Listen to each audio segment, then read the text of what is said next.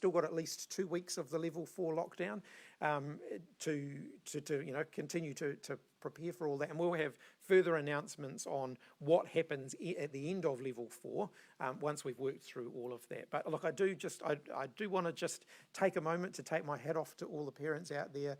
I know that this is a challenging time for them. It's a challenging time, I think, for everybody who's stuck at home with the same people all day, every day. Just in terms of the package that's been created and that you're announcing today, what's been done to ensure that, I guess, the resources being put out, that production of the television show, all of those things, that people are safe and people are staying within their bubble, I suppose? Yeah, so there's a variety of things here. One is making sure all of the supply chain is safe. So just as if you order something online, an essential good online, much the same delivery process will take place here. So you'll be, the supply chain will all be very carefully managed to ensure that all the people putting the packs together are kept safe. When the material arrives, it will be delivered contactless, as you would get if you were ordering something online and it was being delivered at home at the moment. There'll be cleaning instructions if needed in each pack.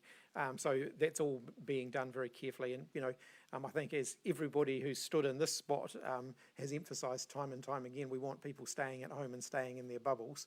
And so everything that we do around getting this material out will be mindful of that.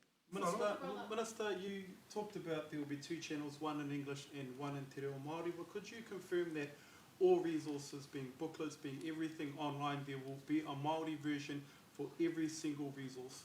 I can't say that there will be for every single resource, but I can say that there will be extensive Te Reo Māori resources available as well.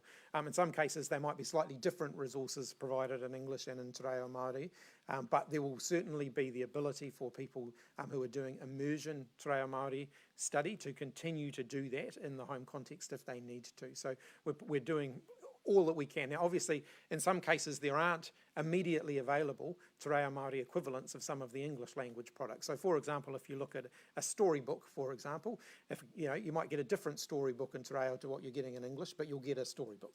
So, doesn't that then disadvantage students that are doing full immersion Māori? No, it doesn't, because they'll be getting at least the equivalent. It might not be exactly the same, but they'll be getting at least the equivalent level of support.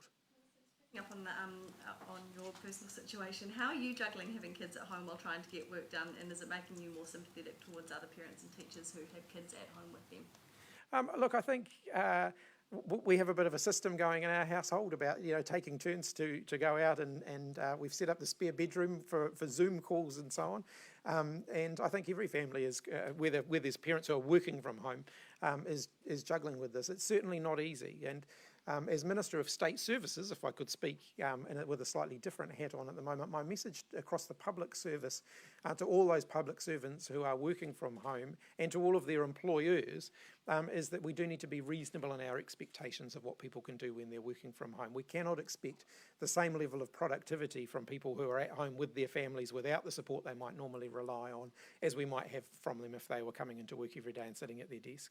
Is it ready for this? Have they prepared enough for a possible working from home scenario? Sorry, I missed that question. The wider state sector ready for this? Were public servants ready to work from home the moment the lockdown happened? I think the public sector has been very well prepared.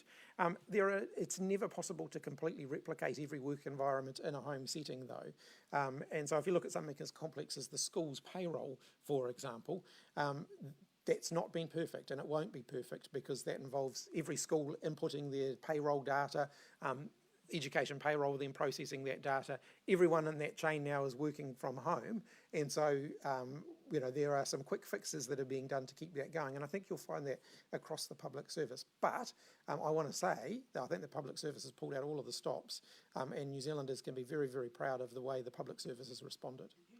AUT at all about their plan to change all their papers to kind of one at a time in 1 month blocks that would have stopped students being able to work over summer by extending the year into Christmas, or was that wholly a decision by them? No, that is a matter for AUT. I mean, universities have, sort of in terms of the institutional autonomy universities have around the way they structure their programs, they are the most autonomous part of the education system. And so those are discussions that they've had. Most of the universities, most of tertiary providers, whilst they can do some things online, they have been pushing out term dates and rearranging term dates and so on. Has been paused for the government. Is the NCA review and kind of reform package still going ahead, or is that paused for now? Well, some of the NCA review package, of course, is actually helping to contribute to the work that we're doing at the moment. So particularly around the onlining of NCEA, which is one of the things that we've been working towards. If anything, we're accelerating the work in that area so that students can access the NCEA assessments and so on online at home if they need to. Other parts around some of the longer term work around NCEA review, of course, that's not happening at the moment. Some of the teachers engaged in that actually might be using this opportunity while they're at home to catch up on some of those developments, and that's all fine. But I think coming out the other side of this, our expectations around timeframes for a whole lot of government's business as usual work are going to have to change. With the House head on, Parliament's due to come back later in April. What will that look like at this point? Do you have an idea? Will the Epidemic Response Committee still meet? And will the House sit kind of normal sittings, or will it be quite different? Look, we haven't had that conversation yet, and I think that really depends on what alert level we are at any given time.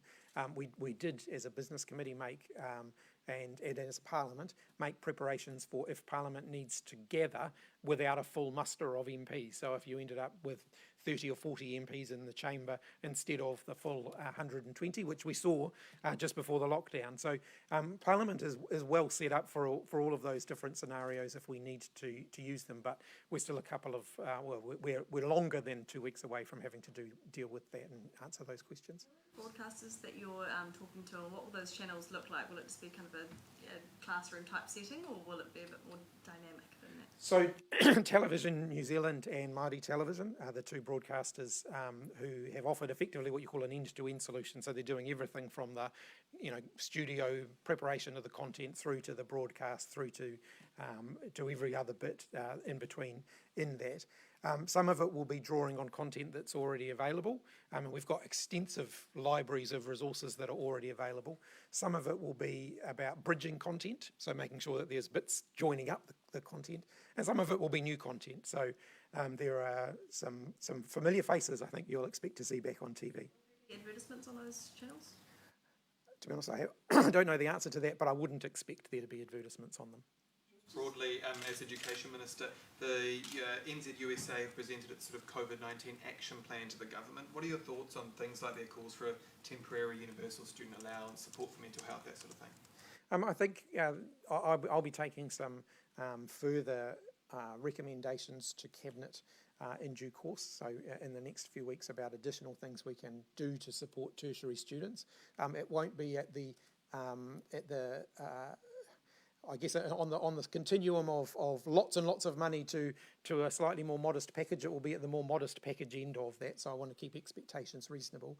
But I do acknowledge that tertiary students, for example, who work part-time in order to support their tertiary studies will be really feeling the pinch at the moment, and so there are some things that we can do to provide further support to them. In terms of today's package, do you have any concern, because we don't know the time frame of how long this is going to go, that potentially some devices are rolled out to households and then a couple of days later they go back to school?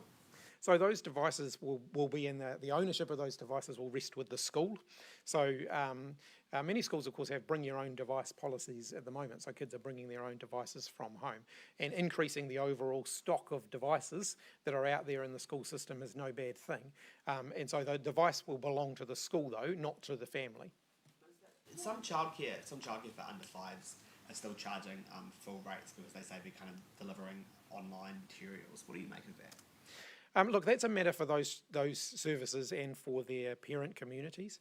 The government's subsidies for early childhood education are continuing through this lockdown period. So the Ministry of Education's subsidies that would normally go to those services continues to go to those services now, even though there are no kids in them. And they are eligible if their income has decreased by over 30%, i.e. if parental contributions make up more than 30% of their income, they're eligible for the wage subsidy as well. Given you've got that double subsidy, then do you really think it's reasonable for them to be charging full rate for online materials for 2 or 3 year olds? It's difficult because a lot of early learning services, the parental contributions will make up less than 30%, which means they won't be eligible for the wage subsidy, but they're not. In many cases, particularly some of those smaller services, won't be operating on large margins. And so I do acknowledge that there's some difficulty